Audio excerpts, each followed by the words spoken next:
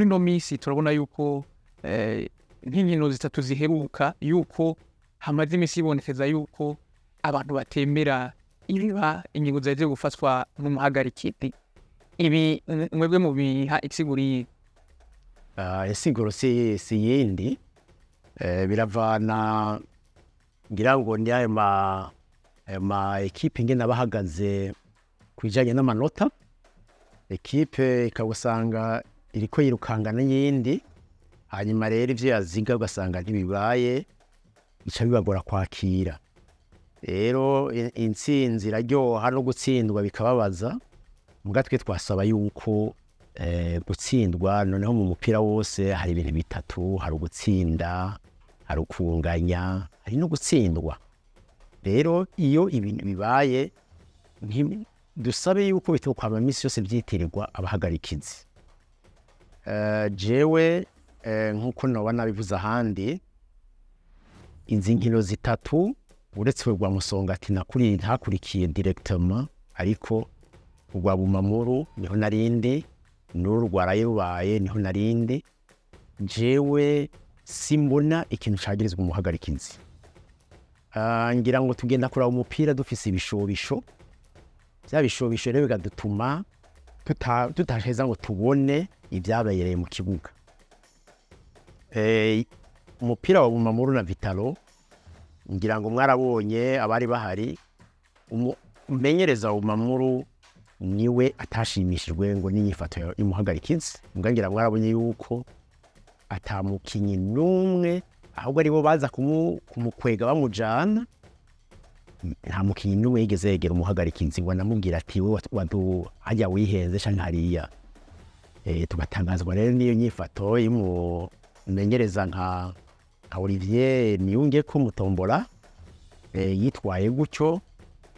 Sinari nzi ko ivyo vyomubayeko, ariko birashika birabana yuko umumenyereza runaka nawe pressure ya match biri ku bitugu vyiwe, rimwe turatahura inyifato y'umukinyi cyangwa umumenyereza.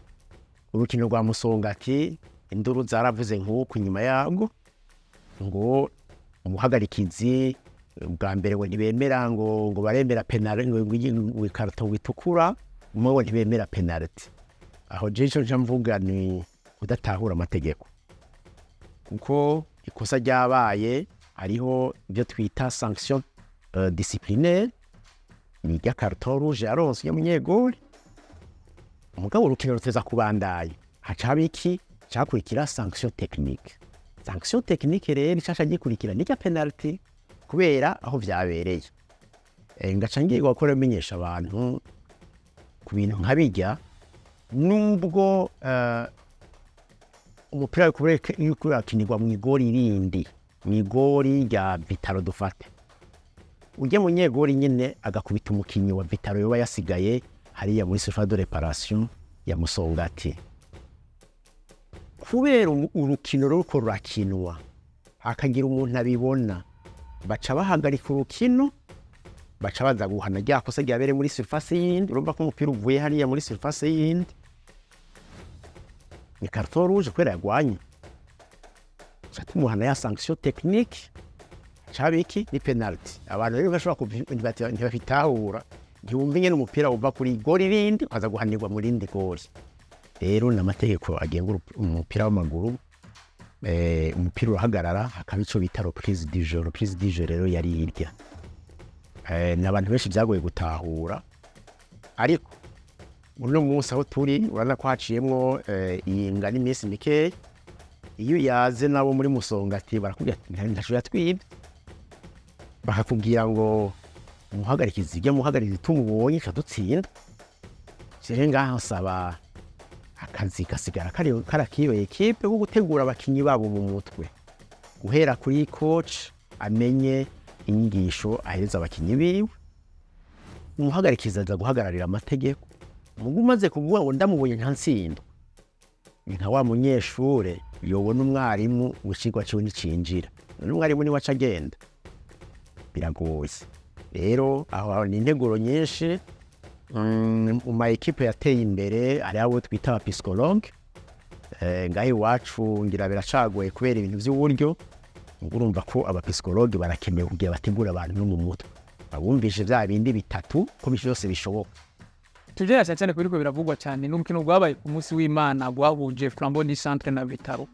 Bamwe bavuga bati cyane cyane nk'abakunzi ba Flambeau du Centre bavuga bati baratwivye penalty, umuhagarikizi ntiyasifuye penalty, niho wari uri muri stade Ngoma. Nkikana amavideo amwe yabonetse, bamwe bavuga ati niyo abane nabutiyo nk'umuhinga. Twarabonye ko umuhagarikizi bamwirutse ko turagaruka no kubyibihano nkika mu nyuma, ariko hajya ikosa ntajya riri hari canke ririho. Jewe kabuhinga uravye no kwiga video mbonera kiratembera ku marezo sociaux, kandi si jewe nayikase, si jewe nayirungitse, mbwa ndashimira abayirungitse kuko ushaka kubona yarabonye, yaratahuye ibyabaye. Nta kosa riri harya kubera uri kuraba umupira iyo waruzananye ukaraba umukinyi wa Vitaro hano yarahagaze naho umukinyi wa Bumamuru yarahagaze, wa Flambeau du Centre yarahagaze. Ugiye mu defenseur umugira ko ikosa gute umuntu ari nyuma yiwe kandi umupira ukuzana iburyo bwiwe, naho byari gushika bagahenurana. Twebwe nka kabuhinga mu mupira w'amaguru urabuti mbega none amuheno yari guhamba kino ujya mupira, ujya mupira ntugushobora gushikirana na gato ujya mu kinyi wantuza wa Flambeau. Arico gituma ntumva ingene arbitre yagirizwa yuko yari gutanga penalty ku mupira utaramushikiriye. Iyo umupira uza kumushikira agadufata akaba ari imbere y'ujya mu kinyi wa Vitaro, umupira ukaza umugana umukinyi wa Vitaro akaba ari wari inyuma, aho twavuga tuti aramumujije gukina umupira wari umugenewe. Aho nta kundi la guca ba penalty. Mugabo uno munsi siko byagenze. Umupira umukinyi wa Vitaro cyo yakize yarazibiye kugira ngo uyu mukinyi wa Flambeau ntagumushikira. Hari ifoto yerekana umenga ngo yamuhunyuye. Kanje nibaza ko amafoto twovyitondera cyane kuko natwe kugira dufata ingingo kijanye na video, tugerageza gufata video tukayiha imfuruka zose zishoboka, iburyo ibubafu hehe, kugira ngo ubone icabaye. Mugabo dufate no kwiga video yonyene sinibaza ko hari kosa ryabaye, kandi ni sivyo nibaza, nivyo tubona twese, sije nanayishizeyo. Mugabo aha musanze ndiko ndaraba iyi match yose kugira ngo turabe noneho turese nabijya turabe muri rusange ngene umuhagarikizi yitwaye, ko biraheza bikaca bidufasha kugira ijya cyo twita reunion technique miso tugira ku munsi wa gatatu, turaba tugira analyse y'ama match ya tubone tuti umuhagarikizi yitwaye neza canke byaramugoye hana. Nk'abahagarikizi ufate nk'umuhagarikizi yari birutse ko kuri match iheruka ya Flambeau du Centre na Vitaro, burya muraheza mukamu urundi rukino kuri journée ikurikira mu mutwe ntabafisa ko n'urugamba kuja guhagarikira inkino hamaze kuba myidogo ngiyo ikisigara umengo ni umuntu ntagenda atekanye. Ariko turabahamagarira yuko turabaremesha bakaja ku nkino baremye, bakumva ko ivyo bintu bibaho mu mupira barabizi, hanyuma kugira ngo ivyo bintu bimwe bimwe ntibishike ntihabwe ikosa riva kuri twebwe.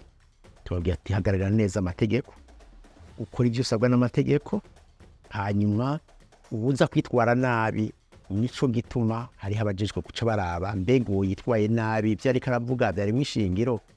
Mugabo ngasubira kwibutsa abantu ko naho yo kwihenda kizira kumwirukangako, si kirazira kwihanira, kirazira kwihanira.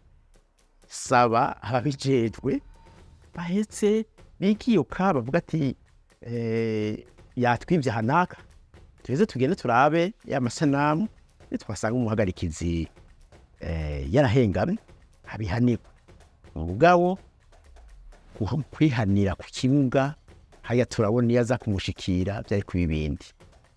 Irukanzwe ko n'abakinyi batatu Imana yarakinze turamushikira yikora ku tuguru twiwe, kandi ngaha nawe nyene ngaca nkebura n'abajejwe umutekano baba bari kubibuga ko kwama bameze magabo, kuko hajya turabona ku isanamu yuko polisi yagiye kwinjira itevye yaracerewe gatoya hajya umuntu barashobora kuba bamuhejeje ibyo tutifuza kubona ku bibuga ntihagire rero ejo inkumbirwa ku bibuga twagiye gukina umupira hanyuma ngo tuze twitwaje ibiziga kubera abantu depate polisi itakoze akazi kayo hakiri kare nukwama bameze magabo bakabona nabo nyine bagakurikira urukino rero ruri kurubagenda kuko ubonye ko hamya haraba imishwano polisi yageze kuba yagavye nayo ku buryo arubitira amugije ifirimbi umupolisi wa mbere aba yamaze gushika mu kibuga mukasi ko vyagenze kuri irya match y'Igitega